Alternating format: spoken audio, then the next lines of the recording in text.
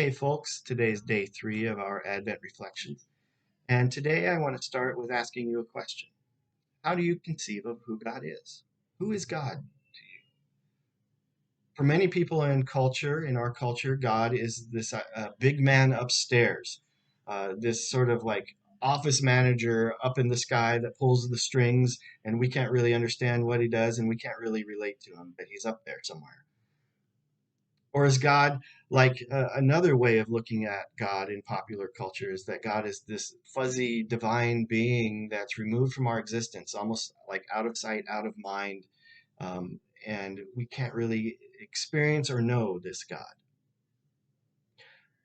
Or in some other corners of popular spirituality, God is whatever you imagine God to be, whatever you make in your heart for God to be, which is a remarkably unreliable view of God because how we think of who God should be changes every day.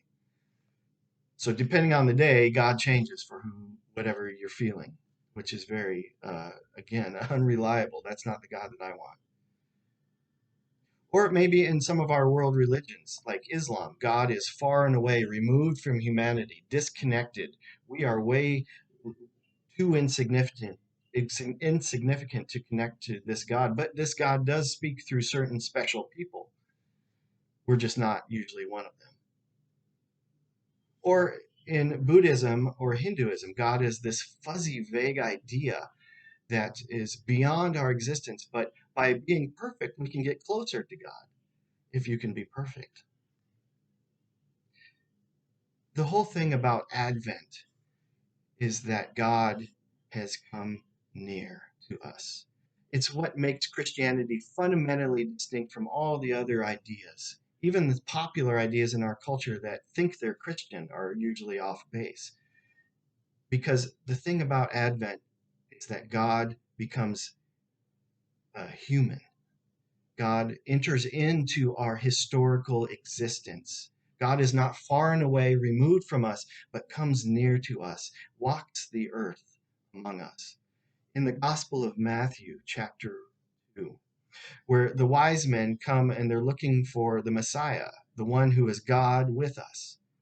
And they ask, where is he going to be born? And the answer given is that he's going to be born in Bethlehem of Judea, small town of about 400 people.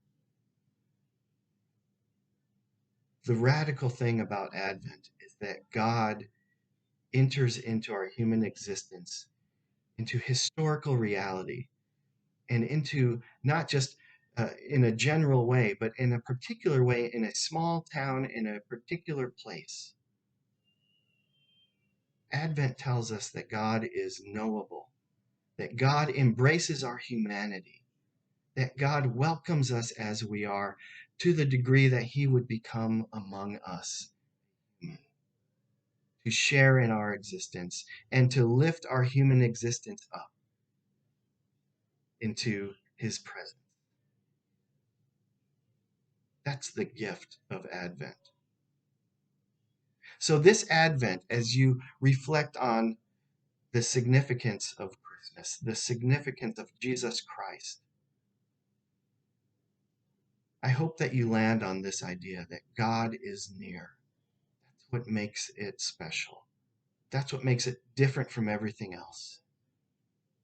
And that we don't have to be perfect to get to God, and that we don't have to live our lives in some fog, not knowing who God is, but that God becomes knowable and we can know who God is by reading the stories of Jesus in the scriptures. They give us God and they remind us that God is near. Know that today, friends, that God is near. That's what Advent's about. So lift your heads, walk with hope today. God is with you. And don't ever think anything else about who God is. I hope you have a good day today. We'll see you tomorrow for Advent, day number